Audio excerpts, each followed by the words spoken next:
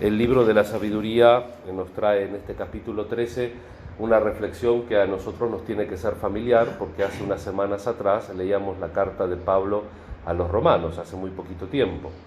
Y la carta a los romanos tiene el mismo argumento, ¿no es cierto?, que Dios se manifiesta en la creación y muchas veces los hombres no somos capaces de dejar de descubrir a esa presencia de Dios en la creación. Como decíamos, estamos en este libro de la sabiduría. Muchos estudiosos lo centran en Alejandría, que era una sociedad próspera, y entonces tal vez la gente se dejaba encantar por lo bello, por lo bueno de la creación, también entendido los descubrimientos humanos, y impedía de llegar al conocimiento de Dios. No leemos otra parte también del libro de la sabiduría, que es un poquito más estricto con el tema de los ídolos, ¿no? Aquellos que fabrican esculturas y las adoran, porque de alguna manera para el autor del libro de la sabiduría, posiblemente Pablo, como era un fariseo que conocía bien la escritura, cuando le escribe a los romanos, tienen incorporizada esa catequesis, ¿no es cierto?, de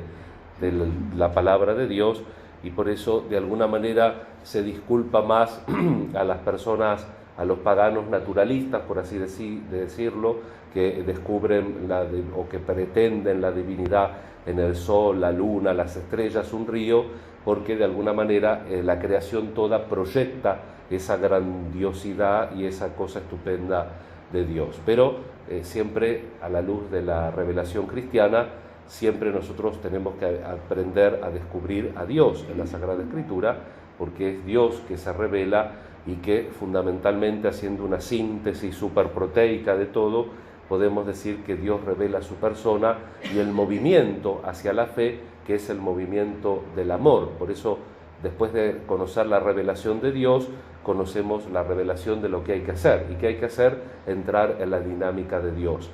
Amar a Dios sobre todas las cosas y al prójimo como uno mismo. Eso es, en definitiva, la fuerza, la dinamis del camino y de la revelación cristiana. Y en el Evangelio comienza la sección de Lucas, y donde también la liturgia en esta época del año nos pide que estemos atentos, ¿no? Al terminar el año litúrgico siempre evocamos los últimos acontecimientos, evocamos lo que llamamos el fin del mundo, la parusía, la venida de Jesús, estos ejemplos del Evangelio, ¿no? Desde el arca de Noé, cuando Dios manda esa inundación, la gente vivía como si nada pasara y de golpe viene esa tragedia a la humanidad.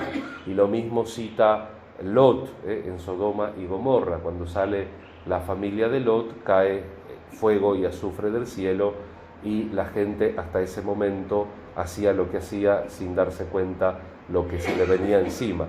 De la misma manera, dice Jesús, uno tiene que estar preparado para el fin del mundo. Y el primer fin del mundo que a nosotros nos viene es la muerte. Nadie sabe cuándo es. Por lo tanto, hay que estar vigilantes. Tenemos que tratar de tener las cuentas bien hechas siempre, ¿eh? Vieron que a fin del año los buenos comerciantes hacen un balance, cómo les fue el año económico.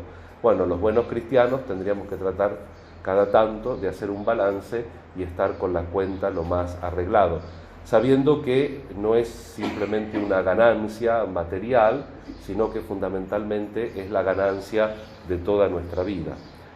Vamos a recordar finalmente a San Alberto Magno, un polímata, como se dice, de la Edad Media. Polímata es la persona que sabe mucho, que sabe excesivamente, que sabe cuantiosamente. Él se decía que se sabía de todas las ciencias que existían en el momento.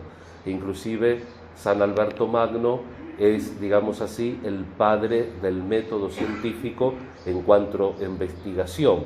No hacía la investigación, qué sé yo, como la hacen ahora con todos los medios que había, pero ya comenzaba a investigar. Por eso incursionó, como decía la reseña de la misa, en la botánica, incursionó en la alquimia. Él vivió casi la mayor parte del siglo XIII. No se sabe si nació los últimos años del siglo XII, 1196, o si nació los primeros del siglo XIII, algunos fechan el nacimiento entre 1201 y 1204, no sabemos cuándo nació, esa gente, a veces en estos santos no encontramos la fecha de nacimiento.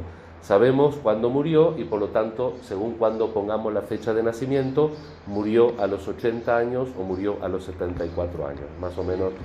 Pero para la época vivió muchísimo y recordemos que él participó de avances de la época como el descubrimiento del arsénico en 1250, estudió en Padua, enseñó en la universidad más importante de su momento, que fue la Universidad de París, donde sacó su doctorado y donde de alguna manera también sentó las bases de lo que fue el esplendor de la Edad Media en la era universitaria, traduciendo obras desconocidas de Aristóteles y dejando también todos los elementos para que su discípulo Tomás de Aquino brillase en la enseñanza y todavía siga haciéndolo en la Iglesia.